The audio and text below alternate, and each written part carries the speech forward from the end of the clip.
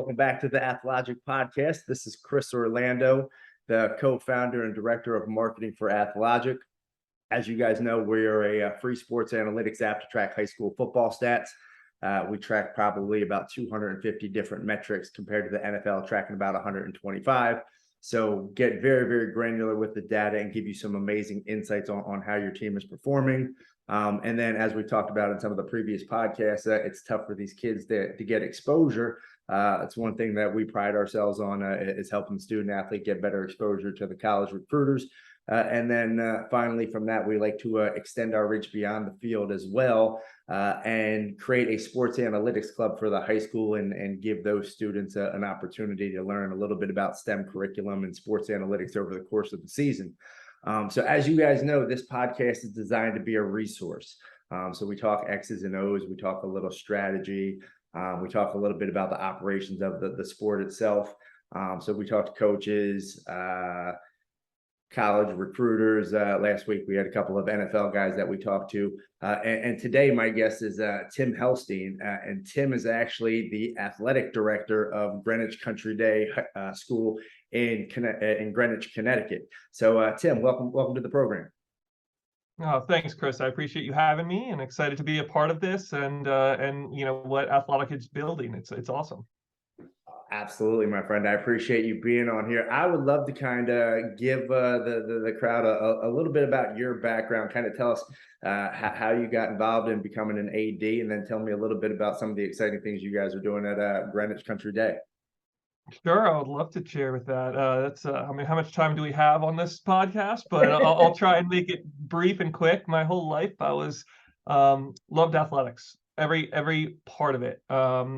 Truth be told, when I went to school, I wish I focused, or at least my parents wish I focused a little bit more on the academic reasons. I went to school to get to the last 2 hours of the day. That was where I performed. That's where I shined. That's where I found myself. And I really felt like I was part of the community. As soon as I stepped on the sports field, I was a big soccer and lacrosse player. You know, and that was just something that was super exciting to me, and went on to play at college. And when I was in college, I was trying to figure out what my real passions were, and I loved working with kids. And so I set out and got a degree in psychology and elementary education, and started working. You know, I was a grad assistant for a coach in lacrosse, and was student teaching in a 5th grade classroom, thinking that's what I wanted to go into, and found that just like when I was in high school, I was more excited for the recess aspect of the day, and I was out there throwing a football with kids or kicking a soccer ball. So, you know, thankfully they make you student teach, and basically that is to get your feet wet and into the world of teaching. And so, you know, about halfway through that, I said, I need to kind of reconfigure this and figure it out. And so at that point, I stepped back. You know, I said, I still love working with kids but of all ages and ranges. And so went back to get my degree in exercise physiology with a specialization in physical education. Really wanted to be a phys ed teacher. And so still wanted to keep the teaching part of it, but I loved coaching. I never stopped coaching. Even when I was part of the game and a student of the game and an athlete, I still love the aspect of coaching and working with others. And you know, of course it changes. You don't tell people what to do as an athlete, but you're encouraging them. You're staying after practice to have a throw with them, a pass with them, things like that. And so as I finished my graduate school and got my master's degree, a school in the area where I grew up in New Canaan called St. Luke's School actually reached out there looking for a soccer coach, and thought I'd throw my hat in the ring trying to figure something out, and got that position and continued the ball rolling and started coaching their basketball teams and lacrosse teams. And then next year they offered me a teaching position, and I started out as a 8th grade science teacher. Never thought I'd be doing that, but you know, I was still looking forward to the last 2 hours of the day. I did like what I was teaching, but again, your passion continues to grow, and you want to love what you're doing. You know, and there's actually a country song where it's called, you know, "Buy Dirt," and one of the lines that I love is "Find something you love and call it a job." And so that's really what I was trying to do, and a job later on, 5 years later, and had a lot of success, I will say, on the teams that I coached. Wasn't because I don't think of the coach, but just of the philosophy and the way we kind of grew the sport and the game. A job opened up to be a PE teacher at Greenwich Country Day School in 2010, and I took that, and then continued to climb the ranks there. And I was a PE teacher, then I was the department head, and then in 2017 we had the great news of buying another property in the area, and to create the first ever GCDS high school. So originally, since 1926, Greenwich Country Day School was a nursery through ninth grade school. It is one of the largest elementary private schools in the country. Then they decided to buy a high school and start that. And when they did that, they were looking for an athletic director to oversee the whole program. One way or another, I was lucky enough to be tapped on the shoulder for that. And that's where I am now. And so it's a very unique opportunity because there's two things coming to a head. One, I was never an athletic director before. I had a lot of athletic directors that I worked under, but I was never in this role before. Two, we never had a high school before. So you had two new things happening.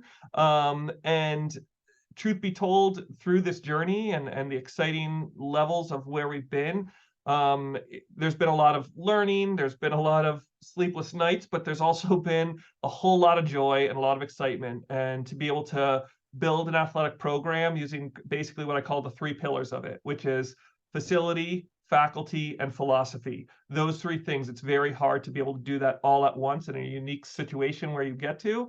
And that's what we've been doing. And again, there's some, uphill climbs of trying to do that from scratch, but for the most part, we are here. The program is thriving, and I'm excited to be a part of that and to watch what the coaches are doing. That's amazing background, and it's funny that everything kind of kept on bringing you back to sports. Mhm. And it's one of those things that I think Nelson Mandela said it best, in that he says sports has the power to change the world because it speaks to kids in a language that they understand.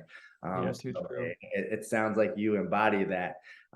Question I have for you right out of the chute. So when you were at St. Luke's and then had the opportunity to go over to Greenwich Country Day, you said one of the big things at St. Luke's that you instilled, kind of your pillars, was that philosophy. How much of Mhm. that stuff do you kind of lean back on what you were doing at St. Luke's with what you're currently doing now?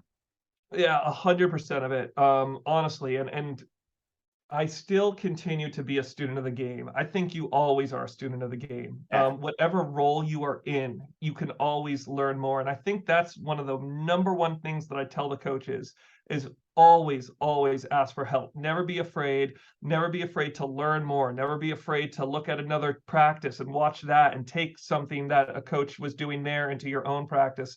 So that's what I'm really, pushing for our coaches, and I will say have the best of the best in coaches, and I've been super blessed to be working with such a great coaching crew. But for me, really what it was about relationship as a coach.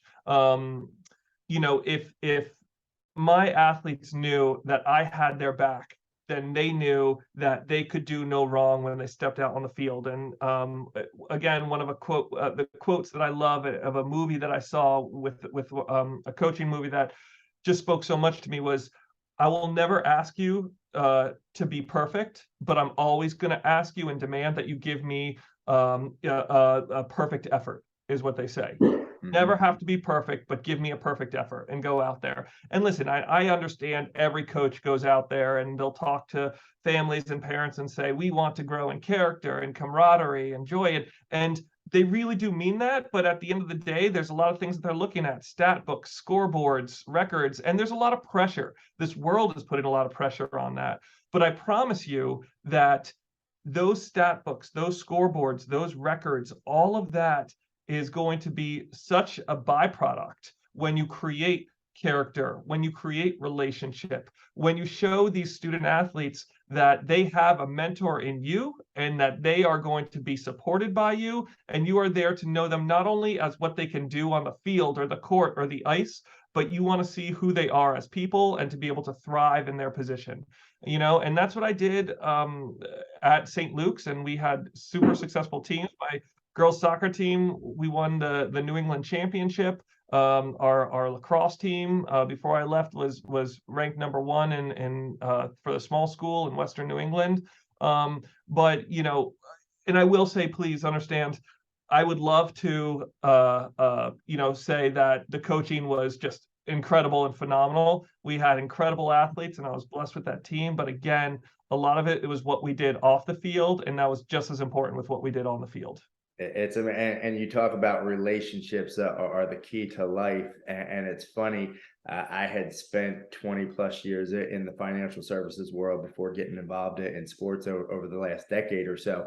And even before I started with Athlogic, I ended up reaching out to my high school football coach for a little bit of guidance and wisdom. So, and I say that man got me, Billy Shark got me to go to college twice because I had Right. to transfer in my junior year. So, and there are so many things, as you had mentioned, that we instill in these young men and women as we're coaching them that become the foundations and the building blocks of their success when they become adults. So my hat's off to you for everything that you're doing. And obviously becoming the AD for a new high school, you always have the old adage of drinking from the fire hose. I Yeah. don't think it would be, I think you're probably just drinking from the ocean at that point.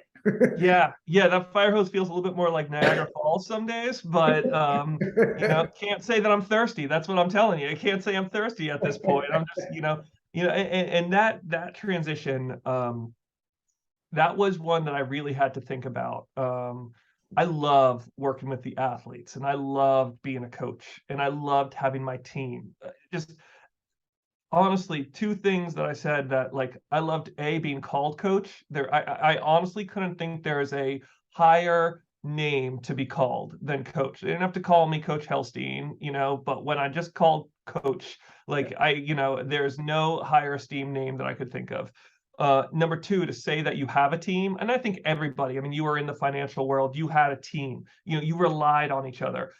When you're in the performing arts, there's a team up on stage and there's somebody doing the lights and the sound. You rely on each other. Life is all about teams, and I think it's so important to have that. And that's why I think it's so important what sports really encapsulates in that, and teaches you.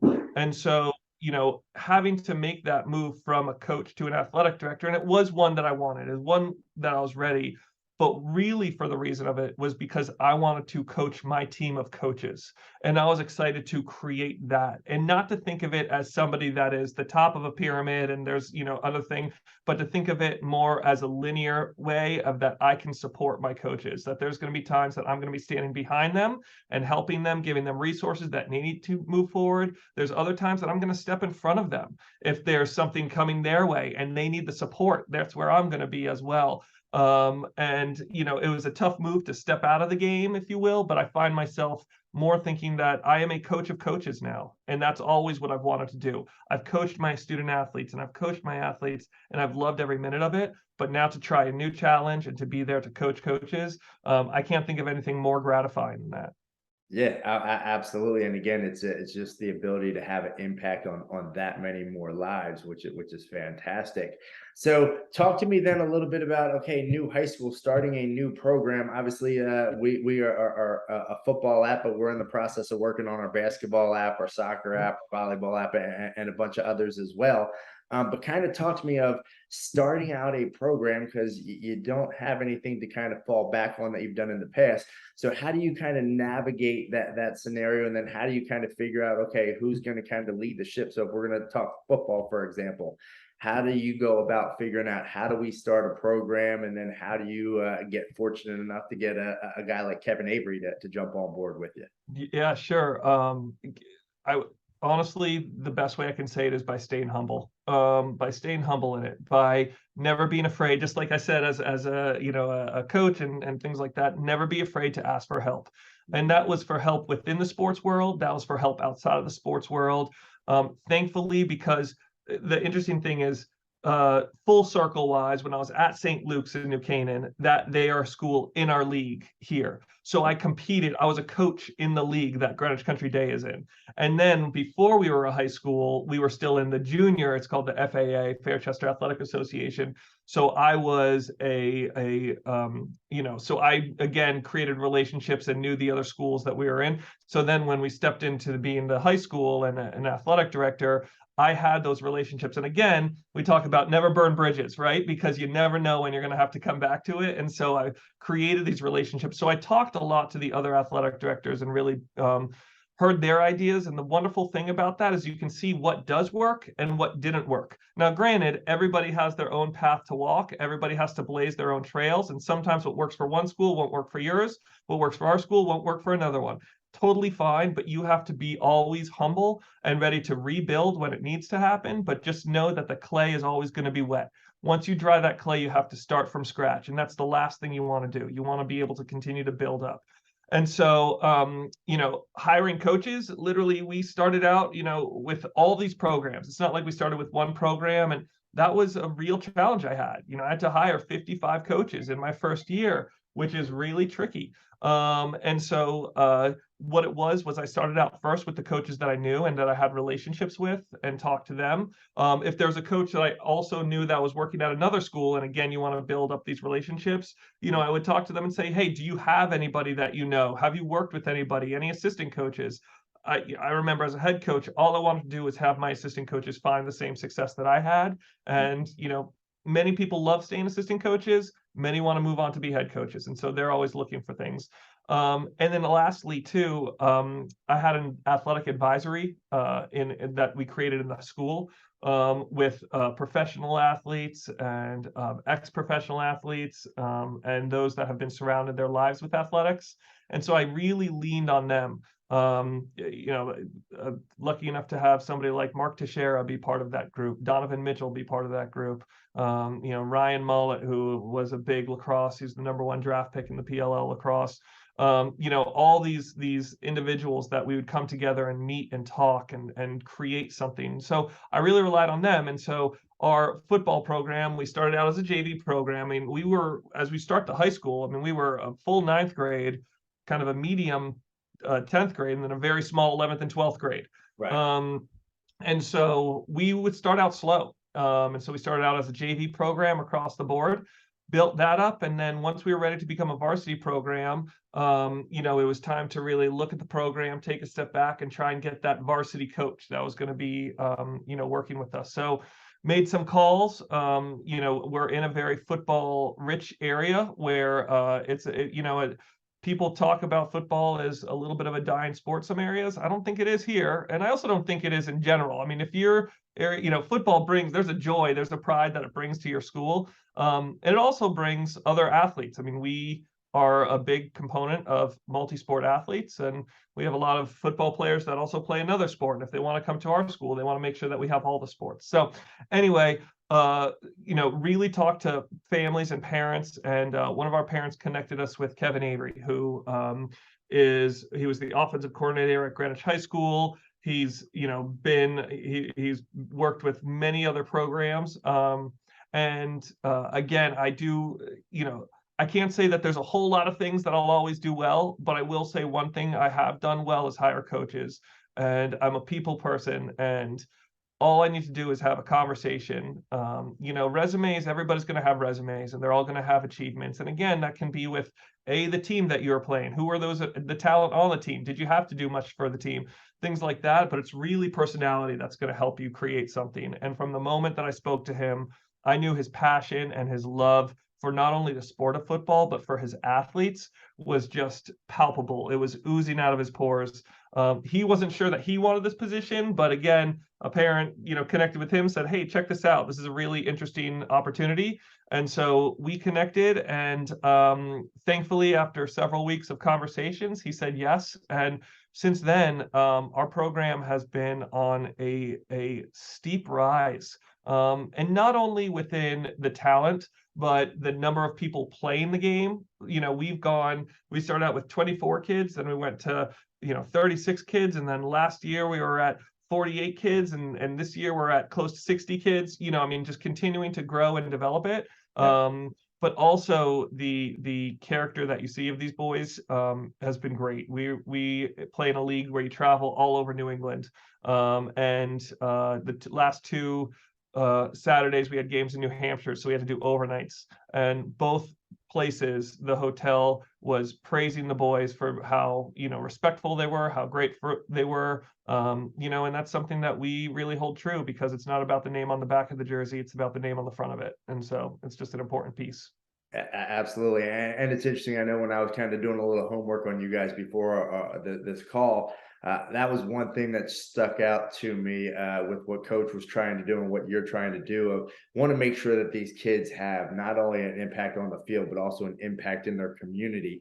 And you guys continue to push them towards other things. And you mentioned having multi-sport athletes, which again doesn't compute in my brain how this day and age we become so focused and singularly Sure. playing a sport. To me, I think that the multi-sport discipline, it shows you so many more intangibles and teaches you so many more things and how you can apply it to your favorite sport that you have. So I love seeing that. What else do you guys kind of try to do to help these kids get exposure and put them into different atmospheres other than just being on the football field to kind of help them build out their future? Yeah, I love that. That's a great question. I'm a huge component of finding breakthrough and not burnout. And I see in a lot of athletes now a lot of burnout because they're so specialized. And so you're getting these overuse injuries. You're getting them just being tired of playing the game. If we can find breakthrough in our athletes, that's something that is a win for us. And we do that by, yes, playing multi-sports, but also we provide them other resources here. So we have a full-time strength and conditioning coach that is here in our weight room. He's a member of our faculty and staff. He works with the students before school, during school, after school. So off-season athletes or in-season athletes can come get a personalized workout with him, which is a great asset. We have a nutritionist on staff too. So we talk about really being aware of what's going in your body to help fuel your body. And that's for before the game, during the game, and after the game, and the importance of nutrition. I think that is a huge, huge misstep that happens in high school, especially where it's all about taste, not about the nutrition and the nutrients, And so you get these students that go to the dining hall and they'll get 17 slices of pizza and that's all they're going to eat. Yes, you're going to get the carbs that you need and some of the dairy and things like that, but you're not going to be fueled properly for your game. And so that's an important piece. So we have the nutritionists work with our teams and our individual athletes. We also have a mental skills coach. So a member of our staff too, and she was a Division I soccer player. She is a mental skills coach, has worked with people like USA Hockey. She just wrote a book about her experience as a mental skills coach, and she's phenomenal. And again, she works with not only teams, but individual athletes on their performance. And so it's just so important to be able to give, these athletes, and again, I'll go back to saying, that's the beauty of building something from scratch, is that you can get these components in. And so, being able to give these athletes what they need physically, but also mentally, and Sure. preparing them social, emotionally, and making sure that they are ready for whatever path they are taking. And so I talk to our families and our student athletes and say, listen, if high school is your stopping ground, where you stop, in athletics, and you just want to have a great high school experience, we're going to give you that. But at the same time, if you are looking to go beyond that, and if you are looking to play at the next level and in college, we're going to give you that as well. Our director of college counseling, he was at Princeton and Bowdoin on the other side of the desk, and he also was the NCAA liaison for those. So, and everybody in our college counseling office has athletics in their background and working with that in the recruiting aspect. We also have one of our coaches is also the coaching mentor and works with our other coaches. And we brought in speakers. We brought Bob Hurley in the other day, who spoke to our coaches, the great basketball coach.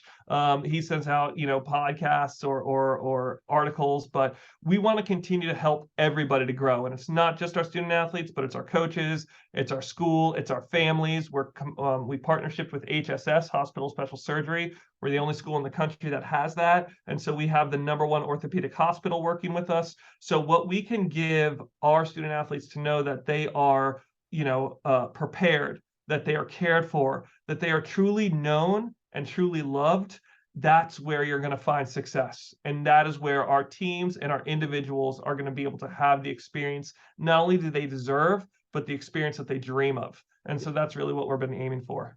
That is fantastic. We'll wrap it up with one final question because I think I could talk to you for days. Um, Sorry.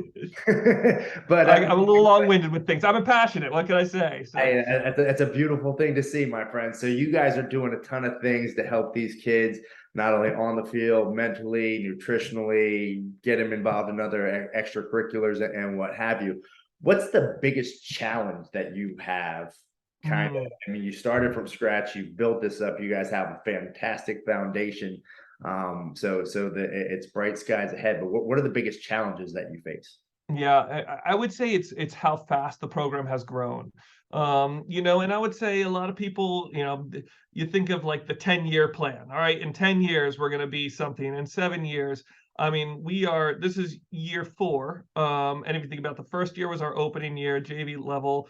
Then we went into a COVID year, which I will say the silver lining. No, there's not many silver linings with COVID, but for us, it gave us just one more year to grow in the student body as well as physically, to be honest with you. Right. And then last year was our first year really competing.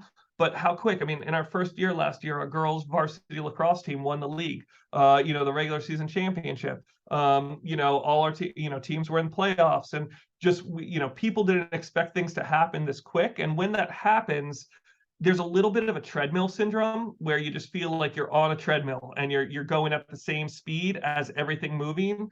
And for me, I'm such a person that loves to think about tomorrow, so I'm prepared for that before it even comes. So that's been a challenge because we don't have the traditions that you normally have. Even captains. Remember, our captains were really freshmen and sophomores, so they didn't have those older classmates to say, these are the do's and the don'ts. This is how you lead properly. So we're really kind of building the airplane in the air. And that's been a real challenge of having to do that. There's a lot of excitement with comes for that challenge, but that's where, it's a little bit of that treadmill syndrome. And so slowly we're getting there, and every day we're learning, and that's the thing. You have to always be a student of the game, and that's something that I have to be as well. Humility, be a student of the game. Awards to records to managers to college athletes to national letters of intent for our athletes to signing days, things like that. And we never had that before, and so it's really making sure that you're ahead of it. But we're getting there, and it's an exciting time. And again, I think when you go out there and you see our teams compete and play, you'll see not only do they're individuals of character and that exhibit tiger pride when they're out in the field, but they look like a mature group of student athletes and a very competitive one. And so we're excited about what's all happened. That is awesome, man. Congrats to all the success. And it goes back to, like you say, don't be afraid to ask for help if you need it. And the beautiful thing that I found out of the sports world is everyone is willing to help you try to get there, because again, you never know, like you said, don't burn any bridges, and how many years down the line are you going to be working for this person, or that person is going to be the AD. So to have those resources at your disposal and to do the things that you guys are doing, it's really exciting to watch. So with that said, I want to kind of wrap up, make sure we like it and subscribe it and all that good stuff that we're supposed to do for the podcast. But Tim, I greatly appreciate you jumping on with me, my friend. And thank you so much again, and keep on doing great things. No, it's my pleasure, Chris. Thanks for having us. And again, same to you. Keep doing great things. It sounds like Athlogic is just really being a force in the athletic world. So excited to watch what you're doing, and for all our student athletes, and seeing the excitement that they have for the future. We will grow together, my friend. You got it. Awesome. Thanks, buddy. All right. Thank you. Have a great day. Take care now.